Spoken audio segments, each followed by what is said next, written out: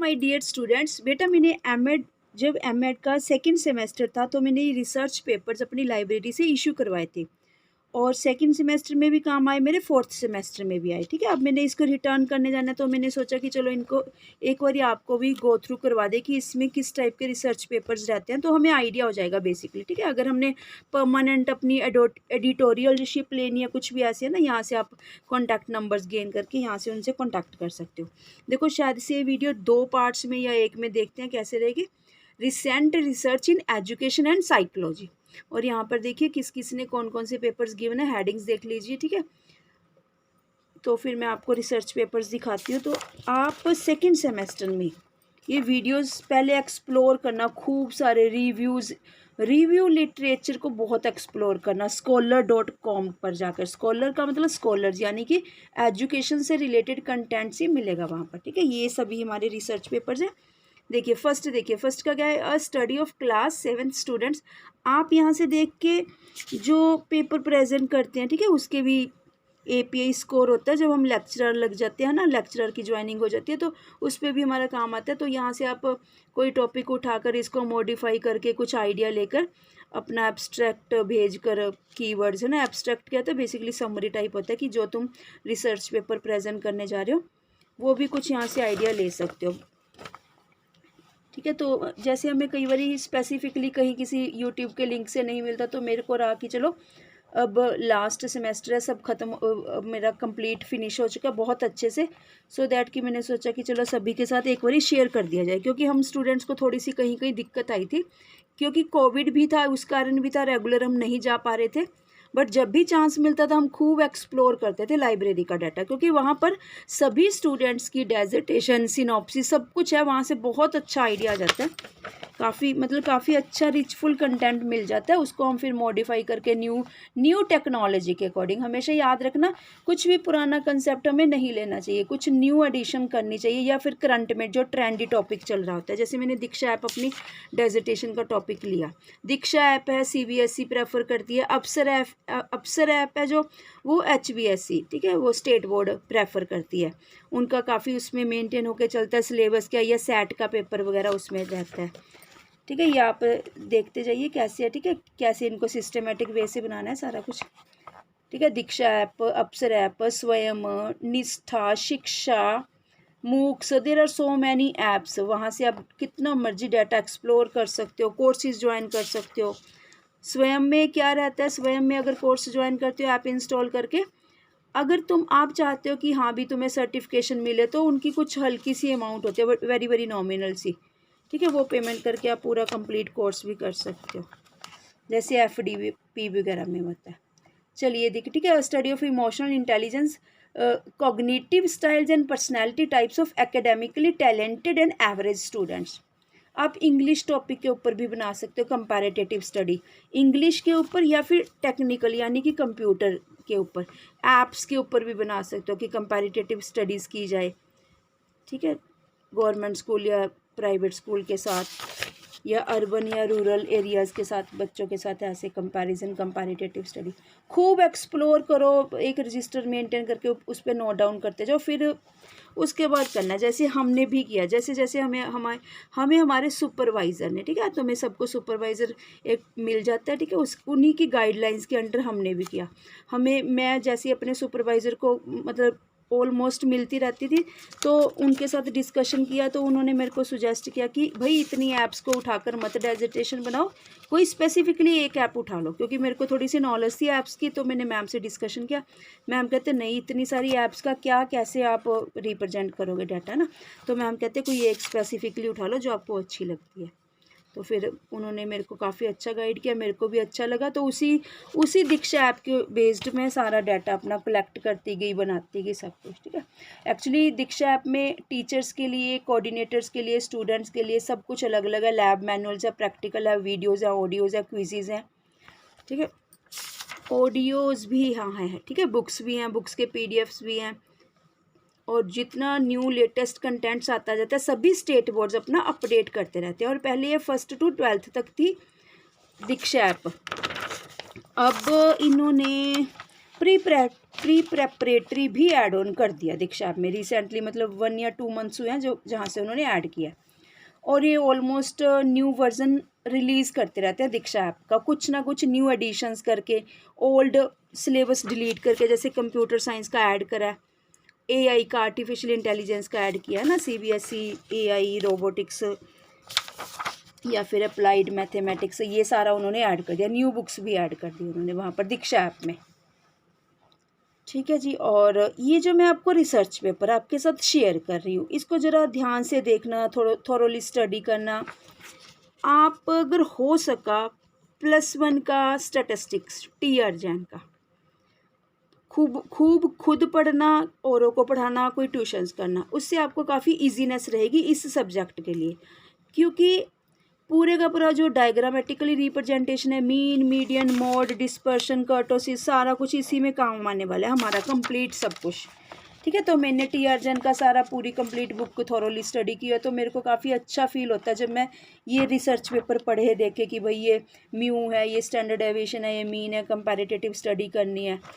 वहाँ पर systematic way में स्टेप्स दिया कि पहले कलेक्ट किया जाता है, ऑर्गेनाइज किया जाता है, फिर प्रेजेंट किया जाता है। प्रेजेंटेशन के भी वहाँ पर डिफरेंट वेज ये है कि डायग्रामेटिकली टैबुलेटेड लाइन ग्राफ ना, उस वे में। तो आपको भी +1 की टीआर जैन की बुक, टीआर जैन, एनसीईआरटी या कोई भी किसी भी राइटर की +1 की बस स्टैटिस्टिक्स की बुक, ठीक है, वो आपको देखनी चाहिए, स्टडी करनी चाहिए, जहाँ पर भी चांस मिले किसी को पढ़ा देना चाहिए वही वाली बुक को। ठीक है। और जी एक और आपने क्या करना है, बिजनेस स्टडीज़ की बुक +1 की, +1 नहीं +2 की, ठीक है, उसका जो हेनरी एंड फ्योल का पूरा chapter complete MEd 4th semester में कंप्लीट, उसके सारे क्वेश्चंस उसी चैप्टर के आए हुए थे हमें। ठीक है, क्योंकि हेनरी के प्रिंसिपल्स हैं, फ्योल के, और भी +2 की बिजनेस स्टडीज़ की बुक में से बहुत सारा सिलेबस आपका एमएड 4th सेमेस्टर का जो एडमिनिस्ट्रेशन, सुपरविज़न, प्लानिंग वाला सब्जेक्ट है, उसमें काफ़ी आपको उसका सिलेबस +2 का उसमें देखने को मिलेगा आपको। ठीक है, तो उसका भी अगर अच्छा सा चांस मिले कि किसी को पढ़ने का, पढ़ाने का, कुछ भी एज सच ना, सिंगला की ले लीजिए, गांधी की ले लीजिए, पूनम गांधी की, सिंगला की, एनसीईआरटी की ले लीजिए। एनसीईआरटी की बच्चे बुक्स फॉलो नहीं करते, पर कम कंटेंट होता है, but very very richful, fruitful contents होता है एनसीईआरटी की बुक्स में। टफ लगती हैं थोड़ी सी बच्चों को, बट काफ़ी हाई स्टैंडर्ड का कंटेंट्स होता है। तो तीनों में से कोई भी 3 या और भी कोई भी अगर कोई आपको बताता है, क्योंकि किसी ना किसी बुक में कुछ ना कुछ अच्छा मिल जाता है। ठीक है, गांधी की होगी, सिंगला की होगी, या फिर एनसीईआरटी की बहुत अच्छी बुक है, वो भी फॉलो कर सकते हो। किसके लिए? बिजनेस स्टडी +2 के लिए। एमएड के 4th सेमेस्टर में जो एडमिनिस्ट्रेशन वाला पेपर, एडमिनिस्ट्रेटर वाला आपका पेपर है, उसमें काम आती है वो। ठीक है जी। ये कौन सा रिसर्च पेपर है? Need of the R, the role of teacher as a psychologist. ठीक है, ये भी आप कुछ ऑप्ट कर सकते हो, आइडियाज़ आ जाएगा।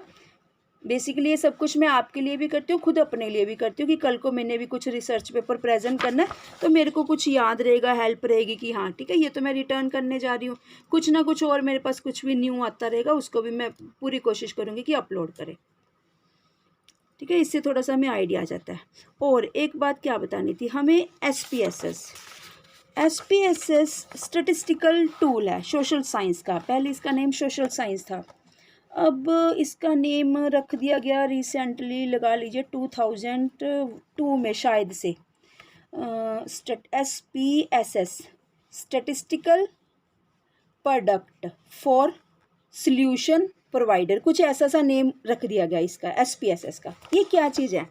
टूल है basically, mean, median, mode, standard deviation, इन सब की कंपैरेटिव स्टडीज़ करने के लिए। और कहाँ है ये, कहाँ काम आता है, कौन सी क्लास में? एक तो देखो MCOM में है ये SPSS का सॉफ्टवेयर, वेरी वेरी इंटरेस्टिंग है। डबल विंडोज़ ओपन होती है, एडिटर विंडो और व्यू विंडो, वेरिएबल्स क्या सब कुछ, मतलब एमएड का अगर सोच ही रखा है, एमएड का, बीएड का ना भी सोच रखा हो तो भी वेरी वेरी बेनिफिशियल है। फ्यूचरिस्टिक अप्रोच है इन सॉफ्टवेयर की जो SPSS है, वेरी वेरी इंटरेस्टिंग है। जब भी जहाँ पर भी जैसे भी चांस मिले इसको ज़रूर सीखना चाहिए आपको। ठीक है, उसमें क्योंकि देखो हम ये जो डाटा कलेक्ट करते हैं, एंड में हमें चाहिए होता है कि एनालिसिस करे, इंटरप्रिटेशन करे, फिर फाइंडिंग्स निकाल कर जहाँ कहीं पर कहीं कमी है, शॉर्ट कमिंग्स हैं, उसको इम्प्रूवमेंट करे, वो analysis, statistical analysis SPSS tool से काफ़ी बेनिफिशियली, मतलब काफ़ी बेटर वे में हो सकता है, ठीक है। क्योंकि वहाँ जस्ट हमने डाटा फीड करना होता है, वेरिएबल्स देने होते हैं, उनकी विड्थ वगैरह बतानी होती है, ठीक है, उनके वेरिएबल्स के नेम बताने होते हैं, जैसे ऑर्डिनल, स्केल, ये आपके मेजरमेंट के वो है ना, मेजरमेंट्स के टूल है, वो बताने होते हैं कि हाँ भी, और वेरिएबल का नेम क्या है, ये सब कुछ लेवल वगैरह डिफाइन करना होता है।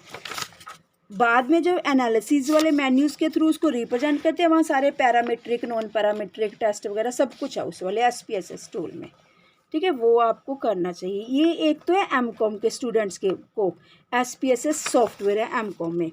एक बच्चा, अगर आपने ध्यान से कभी देखा, अगर BCOM के स्टूडेंट्स को आप टीच करते हो BCOM second semester, BCOM second semester के स्टूडेंट्स को कभी अगर आपने टीच किया है या करोगे, या फिर देखना उनके सिलेबस में उन्होंने ऐड ऑन किया है मोबाइल एप्लीकेशंस और एक SPSS, just introductory portion add किया है। तो वहाँ से आप बच्चों को सिखाते सिखाते सीख सकते हो कि चलो उनके बहाने एक्सप्लोर करना, सीखना, थोड़े से नोट्स बनाना, उनको भी बेनिफिट है और आपको तो है ही है, ठीक है। मतलब कहते हैं ना कि खुद जब हम लर्न करते हैं तो इतना अच्छा नहीं सीख पाते, जब टीच करते हैं तो क्वेरीज आती हैं इधर उधर से, तो हम उस चीज़ को बहुत इंटेंसिव स्टडी कर लेते हैं बेसिकली, है ना। तो SPS आपको अच्छे से बहुत गो थ्रू करना चाहिए। जो ये सारे मैं ये क्यों बता रही हूँ, इसी के साथ अभी मैं आपको दिखाती हूँ। देखो, स्टैटिस्टिकल टेक्निक्स यूज्ड है, ये T टेस्ट, R टेस्ट, काई टेस्ट, ये सब कुछ है उसमें। इतना अच्छा सॉफ्टवेयर है ना ये, देखिए। अब ये सोचो कहाँ से कैसे बनाया होगा, किसी ने खुद निकाला होगा इतने बड़े डाटे को। मान लीजिए मीन है 1000 स्टूडेंट्स का, कुछ भी सेट स्टैंडर्ड डेविएशन कुछ भी फाइंड आउट करना है, ठीक है, T वैल्यू या फिर लेवल ऑफ सिग्निफिकेंस करने हैं, कुछ भी है ना, कोई भी रिजल्ट फाइंड आउट करना है, कहाँ से, हाथ से थोड़ी निकालने बैठेंगे, कहाँ से, SPSS टूल। ये सारे का सारा देखो, ये सारा टेबुलेटेड डाटा है, मीन, स्टैंडर्ड डेविएशन की कंपैरिजन स्टडी की हुई सारी, वहाँ बस हमने डाटा फीड करना होता है। डाटा फीड करने के बाद एनालिसिस टूल है, मेन्यू है, उसके थ्रू हमारा अपने आप ही सारे टेबल्स बन के हमारे सामने रिजल्ट के अंडर, ठीक है, रिजल्ट के अंडर सारा अपने आप ही रिप्रेजेंट हो जाता है। बस वेरी इंटरेस्टिंग टूल है, ठीक है। चलो बाकी मैं नेक्स्ट पार्ट में बनाती हूँ स्टूडेंट्स, ठीक है जी।